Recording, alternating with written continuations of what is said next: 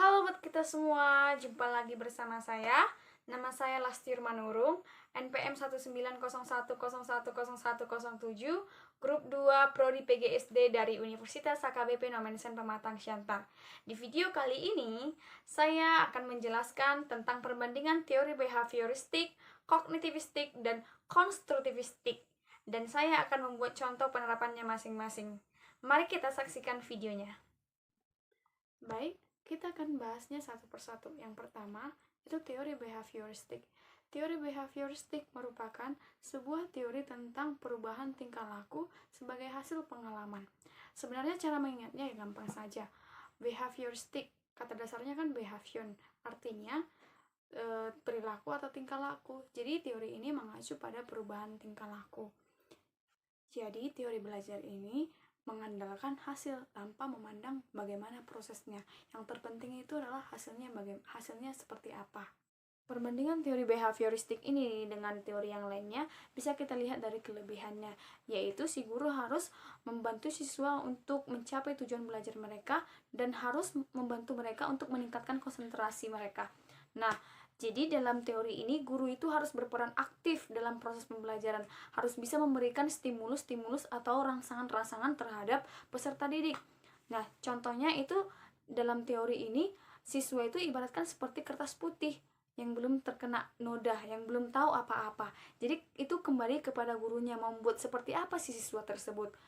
Nah, jadi si guru tadi harus banyak memberikan rangsangan atau stimulus terhadap siswa. Itu bisa dengan membuat apa? Dengan memberikan mereka reward atau penghargaan. Contohnya seperti ketika mereka berprestasi atau bisa menjawab pertanyaan, si guru bisa memberikan tepuk tangan atau pujian atau jempol, atau itu bisa juga dengan memberikan coklat. Nah, itu akan meningkatkan konsentrasi belajar mereka. Namun bisa juga dengan memberikan punishment atau hukuman kepada siswa. Nah, contohnya seperti ketika guru menjelaskan di papan tulis, namun ada beberapa siswa yang memberikan kericuhan di belakang. Nah, si guru tersebut harus memberikan punishment atau hukuman kepada siswa tersebut. Contohnya dengan cara untuk mengulangi perkataan si guru tersebut. Nah, jadi siswa itu akan berpikir, oh berarti ini ya hukuman saya ketika saya memberikan keributan. Nah, itu merupakan salah satu cara guru untuk meningkatkan konsentrasi belajar. Namun, teori ini juga sama seperti teori lainnya kerap memiliki kekurangan, yaitu kekurangannya teori ini lebih berpusat kepada si guru, bukan kepada si siswanya. Baik, yang kedua itu teori kognitivistik. Teori ini beranggapan bahwa belajar itu merupakan proses internal yang mencakup ingatan, pengelolaan informasi, emosi, dan aspek-aspek kejiwaan lainnya.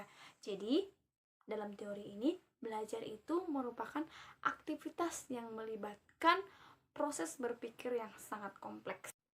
Nah, yang menjadi pertanyaan, bagaimana penerapan teori behavioristik ini? Jadi, di sini belajar tidak harus berpusat kepada guru, melainkan siswa lebih berperan aktif. Berbeda ya tentunya dengan teori behavioristik tadi. Kalau di behavioristik tadi kan guru harus lebih berperan aktif. Kalau di sini siswa yang harus lebih berperan aktif. Selain siswa lebih aktif, bahan dan metode pembelajaran dalam teori ini juga harus diutamakan. Nah, tentu berbeda dengan teori behavioristik tadi. Dalam teori behavioristik tadi, yang dipentingkan itu hasil, tidak prosesnya. Namun di teori ini yang sangat dipentingkan itu prosesnya, diikuti juga prosesnya bagaimana cara melakukannya. Dan dalam teori ini juga guru harus memperhatikan tingkat kognitif siswa, sudah sejauh mana siswa itu paham. Jadi berbeda seperti teori behavioristik ini tadi yang saya jelaskan. Kalau di dalam teori tersebut kan ibaratkan siswa itu seperti kertas putih yang tidak tahu apa-apa.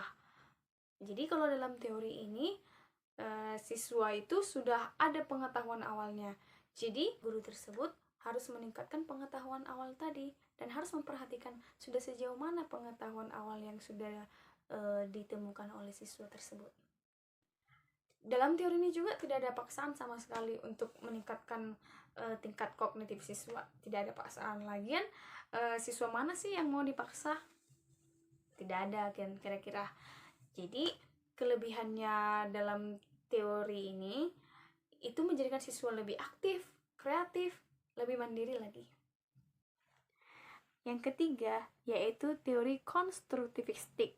Teori konstruktivistik ini merupakan pembelajaran yang menekankan kepada proses dan kebebasan dalam menggali pengetahuan serta mengonstruksi pengalaman.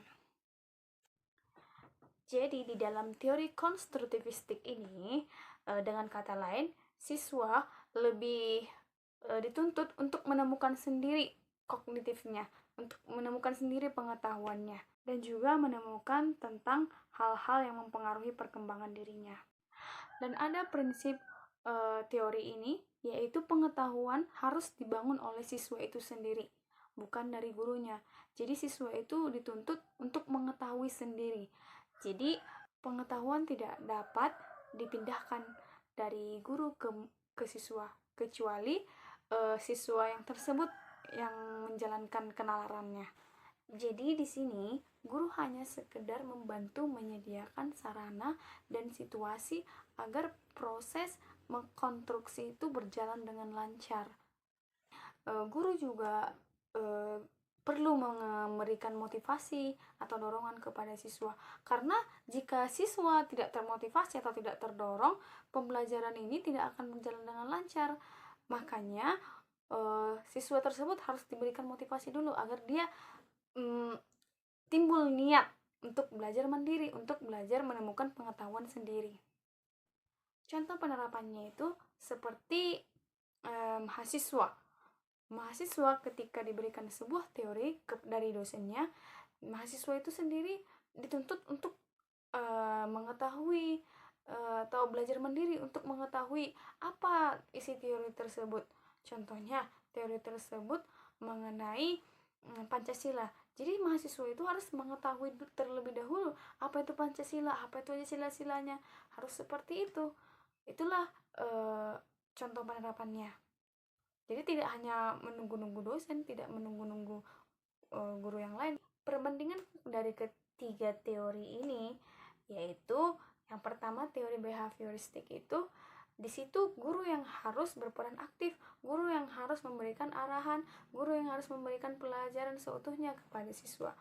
Nah, kalau di kognitivistik itu siswa berperan aktif dalam meningkatkan ilmu pengetahuannya. Dan yang terakhir ini, teori konstruktivis ini, siswa yang sendiri lebih mencari pengetahuan itu, bukan guru lagi, bukan hanya menunggu guru lagi. Jadi menurut saya teori-teori ini jadi sebuah proses yang meningkat dari teori behavioristik, teori kognitivistik sampai kepada konstruktivistik. Seperti itu, dari guru yang berperan aktif, yang kemudian siswa berperan aktif, dan kemudian siswa harus mengkonstruksi, harus mengetahui semua, harus dia lebih duluan lebih tahu, seperti itu, harus tahu duluan sebelum gurunya memberitahu, seperti itu. Jadi saya merasa ini seperti peningkatan dari teori-teori ini. Baik, demikian video yang saya buat, demikian pemaparan saya. Jika saya memiliki kesalahan, saya minta maaf yang sebesar-besarnya. Akhir kata saya ucapkan terima kasih. Bye-bye.